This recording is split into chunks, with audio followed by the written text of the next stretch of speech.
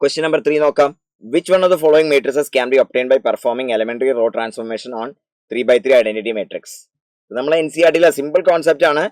നമ്മൾ എന്ത് ചെയ്യണം, അത് ഇൻവെർട്ടിബിൾ മാട്രിക്സ് ആണ്, അത്രേ ഉള്ളൂ.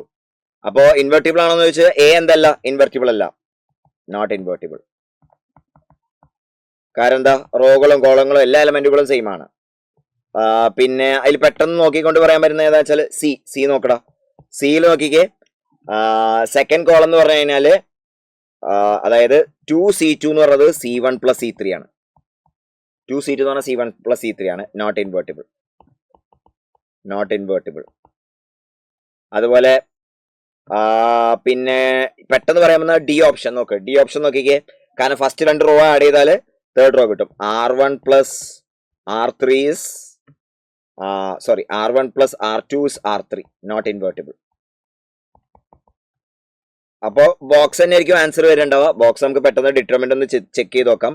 1 1 1 2 3 4 1 2 1. ഓക്കെ, അപ്പൊ 1 × 3 - 8 -1 × 2 - 4 +1 × 4 - 3 എന്ന് വരും.